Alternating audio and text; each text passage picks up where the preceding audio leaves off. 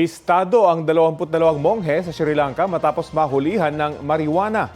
Ayon sa isang taga-customs ng Sri Lanka, pauwi noon ng mga monghe mula sa kanilang bakasyon sa Thailand. Nabisto sa airport ang kanilang mga maleta na may tigli 5 kilo ng kush. Ayon sa opisyal ng customs, ito ang pinakamalaki nilang nahuling kush sa nasabing airport. Karamihan daw sa mga monghe, mga estudyante ng iba't ibang templo sa bansa. Isang negosyante raw ang sumagot sa kanilang bakasyon sa Thailand. Walang pahayag ang mga monghe. Kaugnay naman ng napakainit na panahon, kausapin po natin live si Obet Badrina, weather specialist mula po sa Pag-asa. Magandang umaga at welcome po sa Balitang Hali. Magandang umaga po. Magandang umaga sa lahat ng mga tagapanood natin. May indikasyon ho ba na papalapit na ang simula ng tag-ulan? Una po, may mga namomonitor na tayo ng mga thunderstorm events po sa iba't ibang bahagi nating bansa. Pero yung isa sa pinakamalaki indikasyon kasi ng panahon ng tag-ulan ay yung hangin nagmumula sa Timog Kanluran or Southwest Monsoon. So sa ngayon po, hindi pa natin na-observe ito or nakikita sa ating mga estasyon. Kaya hindi pa rin talaga natin masasabi na pasimula na itong panahon ng tag-ulan. Pero expect na natin na mas magiging common na yung mga thunderstorms at mga rain showers sa hapon hanggang sa gabi. Okay, at yung sinasabing maaaring magkaroon pa ng 2 bagyo sa pagsapit po nitong Mayo ay hindi ho indikasyon na yan na parang malapit na yung panahon po ng tag-ulan.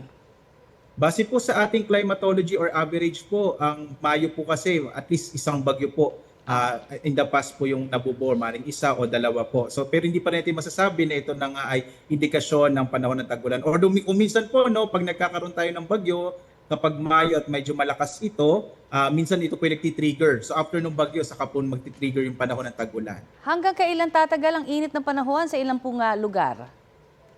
Ma'am, inaasahan natin na pwedeng mas lalo pang tumaas yung ating temperatura, lalo na pag nagsimula po yung mga isolated o pulo-pulong mga pagulan kasi maaaring makadagdag po yung singaw nito sa init. So posible po until 2 to 3 weeks pa po, no? Up to 2 to 3 weeks dahil usually nagsisimula po yung ating panahon ng tag-ulan pagdating ng mga pagtapos na po yung buwan ng Mayo. At kung sakali nga naman daw na tayo ho ay magkaroon ng 1 o 2 bagyo ngayong buwan, magiging gaano kalakas naman ho yan dahil sinasabi nga nila may banta pa tayo ng El Nino. Opo. Although una po, no, base din po sa ating mga record, hindi pa naman po ganoon karaming super typhoon yung nabubuo no, panahon po ng Mayo. So in terms of medyo maliit po yung possibility pa na magkaroon ng super typhoon as per our records. May in terms naman po na El Nino, in-expect po kasi natin magsisimula po ito around June, July, August. So around, base po sa ating monitoring, around 79% na po yung possibility na magkaroon po tayo ng El Nino pagdating po ng June, July, August. Siguro mas magandang ipa-explain po natin further, no? Pagsapit po ng El Nino, maraming nalilito kasi El Nino ang mas nakikita dapat natin drought, 'di ba? Pero may mga sinasabi na pag El Nino rin, maaaring mamuo yung pinakamalalakas na bagyo naman. Ano ho ba ang explanation diyan? Opo. Una po, ipaliwanag natin, pag sinabi kasi natin El Nino, mas mainit yung karagatan dito sa Pacific Ocean, particular na dito sa may Central Pacific Ocean. At dahil po doon, maaaring mabuo kasi yung bagyo doon sa lugar kung saan mainit yung karagatan at pwedeng mas matagal pong manatili sa karagatan yung mga bagyo. Kaya nagiging trend po nung El Nino, kapag meron tayong El Nino, mas kakaunti yung mga bagyo, possible na mas kaunti yung bagyo, pero mas malalakas dahil nabubuo sila doon sa lugar kung saan nga mas mainit yung karagatan. Kaya pagdating po dito sa may bahagi ng Pilipinas, mas malalakas na yung mga pagulan. Pero idadagdag ko rin po, isa sa mga nagiging impact ng El Nino, lalo na kapag naitapat po ito sa panahon din ng tag-ulan, posible po na mas malakas or mas mataas kaysa sa normal yung mga pagulan na mararanasan, lalong-lalo na dito sa may kanlurang bahagi nating bansa, kabilang dyan ang Metro Manila. Base po sa mga records natin, mas na habagat kapag El Nino dahil nga yung pag-ihip po ng hanging habagat ay mas lumalakas dahil mas mainit yung karagatan dito sa may silangang bahagi ng bansa. Okay, tama ho ba na June, July, August at hindi ho hanggang sa unang bahagi po o first quarter ng 2027 mananatili po itong El Nino? Opo, magsisimula po itong ating posibilidad po na mas uminit yung karagatan bandang June, July, August po, no? At tama po kayo, maaari magtagal po ito up to the first quarter po next year. Kaya sinasabi po natin, mas mararamdaman natin yung mas mababa kaysa sa normal na mga pagulan by next year po. Does it necessarily follow, Sir Obet, na yung pong mga nakakaranas ngayon ng matitinding init ng panahon, halimbawa ho sa Dagupan, Pangasinan, 41 degrees Celsius ngayon, at sa Cotabato at ilang pa hong mga nakataas po itong talagang maiinit na panahon, dun din mamumuo yung pinakamalalakas na bagyo? Opo. Yung mga lugar po kung saan po, kasi po pag sinabi nating nabubuo yung mga bagyo, nabubuo po siya doon po sa karagatan.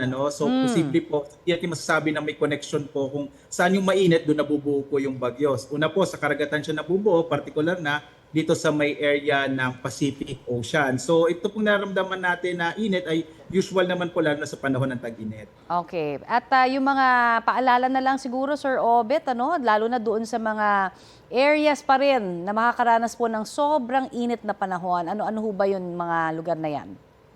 Opo. Ma'am, ngayong araw po nakikita po natin pinakamataas yung magiging heat index o damang init, particular na sa Dagupan, maaaring umabot ng around 43 degrees Celsius. Ilang pang lugar sa ating bansa ay maaaring makaranas na nasa danger category, gaya ng area ng La Union, sa Visayas naman yung Dumangas at sa Iloilo, maging sa bahagi ng Palawan, sa Coron at ilang bahagi po sa Central Luzon. Sa Metro Manila, maaaring umabot po na hanggang 40 degrees Celsius yung ating mararamdamang init or damang init. So patuloy na paalala ng Pag-asa, nararanasan po kasi yung pinakamatinding init bandang tanghali hanggang sa hapon.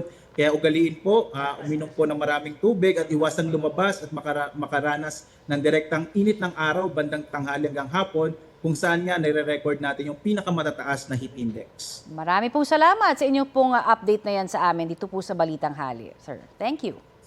Salamat po. Yan po naman si Mr. Obet Badrina, ang weather specialist ng Pag-asa. Ito ang GMA Regional TV News. Patay ang isang rider matapos sumalpok sa isang poste ng ilaw sa Sison, Pangasinan. Ayon po sa pulisya, nawala ng kontrol sa minamanehong motorsiklo ang 18 anyos na biktima at bumangga sa konkretong poste sa gilid ng kalsada. Bukod sa walang suot na helmet, wala rin daw lisensya at nakainom pa umano ang rider. Sinusubukang makuhanan ng pahayag ang kaanak ng biktima. Hulikam ang pangho-hold up sa isang tindahan ng balot sa Digos, Davao del Sur. Biglang dumating ang isang naka-helmet at tinutukan ng baril ang bantay sa tindahan sa Barangay Zone 2 nitong Lunes ng madaling araw. Napilitang ibigay ng tinderang 4,000 pisong kita ng tindahan. Agad ding tumakas ang suspect. Ayon sa pulisya, patuloy pa nilang inaalam ang pagkakakilanlan ng suspect.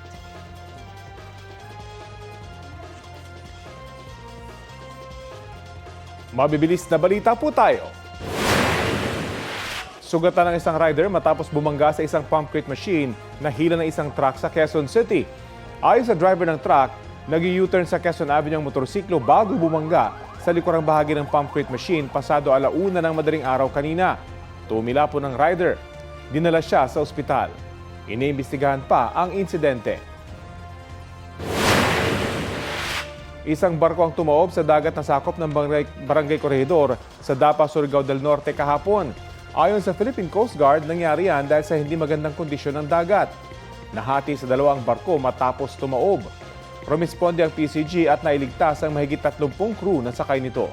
Walang naitalang sugatan sa insidente. Patuloy ang investigasyon kabilang ang pag-alam kung gaano pa karami ang natitirang langis sa nasabing barko.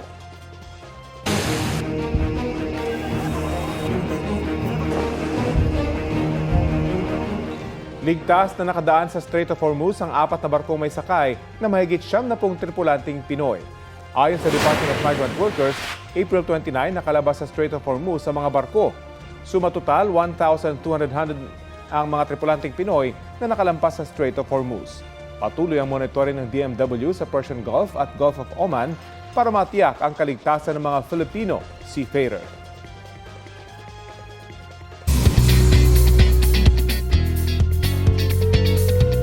Kapuso, mag-ready na ng watch list para sa inyong weekend viewing habit. Simula bukas, mapapanood na rin sa GMA every Saturday ang GTV Food Magazine show na Farm to Table hosted by Chef J.R. Royal. Para sa Buena Manong GMA episode, makikipagkulitan sa kanilang adventure sina Harleen Budol at Kevin Dasom. Abangan din ang iba pang guests nila this month. 4:50 p.m. yan tuwing Sabado sa GMA. At mapapanood pa rin ng 7 p.m. tuwing Linggo sa GTV. Simula rin bukas, mapapanood na ang new Kapuso travel show na Planet XP, hosted by Kapuso Ultimate Heartthrob, Miguel Tan Felix. Ready na si Miguel i-explore ang iba't ibang travel destinations at culture at ganda nito. 6:30 p.m. yan tuwing Sabado sa GMA. May mga job fair po ang ilang ahensya ng gobyerno ngayong pong araw ng paggawa. At may ulat on the spot si JP Soriano. JP! Connie, mga kapuso, happy Labor Day po sa lahat ng manggagawa at ngayon nga po mahigit 3,400 na trabaho sa iba't ibang bansa. Para po sa abroad ito, ang inaalok po sa isang mega jobs fair dito sa isang mall sa Ortigas at ang target po dito talaga matulungan, Connie, ay yung mga kababayan natin na displaced at nawalan ng trabaho dahil sa nangyaring krisis sa Middle East. Abot po sa 12 accredited recruitment agencies ang nag-aalok po ng trabaho para po sa 3,400 jobs na ito na karamihan po sa mga industry o karamihan po sa mga bansa ay sa US, iba't ibang bansa sa Europe, gaya ng Croatia at Japan. Mga skilled workers, Connie, ang kailangan dito, mga nasa engineering, meron din po mga kailangan mga hotel workers sa hospitality sector, pati na rin po mga healthcare workers at iba't ibang sektor. Siyempre, ang mga narito po, Connie, ay ang mga kababayan nating nakapagpa-pre-register online. Aabot po sa 2,000 yang nakapagpa-pre-register, pero isa po sa mga gagawin po ng DMW ay accommodate ang mga humahabol pa. Lalo pat ito ay para sa ating mga Pilipinong manggagawa ngayong Labor Day. Ibig sabihin pwede po ang walk-in, pero priority nga po ang ating mga kababayan nakapagpa-pre-register. At syempre, paalala po ng DMW, Connie, sa mga mag-a-apply, talagang laging tiyakin na sa mga accredited recruitment agencies lang sila mag-a-apply. Tiyakin po talaga mayroong aktibong job orders at mag-ingat po sa mga maloloko o illegal recruiters. At yun muna ang latest. Balik muna sa iyo, Connie. Maraming salamat, JP Soriano. Bilang tulong sa paghanap ng trabaho ng mga Pilipino, may bagong app ang gobyerno na magkokonekta sa mga job seeker at employer. Yan ang e-trabaho na iprinisinta kaninang umaga ng DICT kay Pangulong Bongbong Marcos sa pagdiriwang ng Labor Day ngayong umaga sa General Santos City. Mas mabilis at mas efficient daw itong paraan para sa paghahanap ng trabaho. Sa talumpati ng Pangulo, kinilala niya ang hirap na nadaranas ng mga manggagawa. Hindi raw titigil ang pamahalaan para dumami ang trabaho at oportunidad sa kanila. Kabilang dyan ang mga job fair na sinisimulan na ngayong araw sa mahigit 70 lugar sa buong bansa.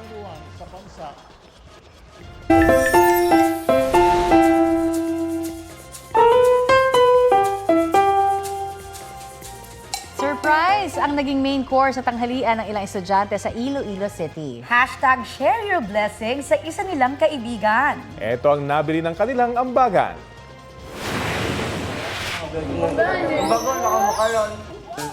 Hindi makapaniwala ang estudyante si Darven de la Cruz para sa kanya pala ang cellphone na inilapag sa mesa ng mga kaibigan niya. Nagsasakripisyo pala si Darven at nakipagpalit ng mobile phone sa kanyang kapatid. Yun lang, sira ito kaya apektado na ang kanyang schoolworks at pagdalo sa online class. Napansin niya ng kaibigang si Trea Aclaro. Kaya ang napanulunan ni Trea sa isang competition at ang ambag ng iba pa nilang kaibigan, ipinambili ng brand new telephone. Wala naman daw silang hinihintay na kapalit dahil sapat na ang nabuo nilang friendship. 1.8 million views ng video at certified trending! Ay naku, babalik naman sa kanila. Magandang asa. Sana all may ganyang mga friends. Para napupuwing yata ako. Oh.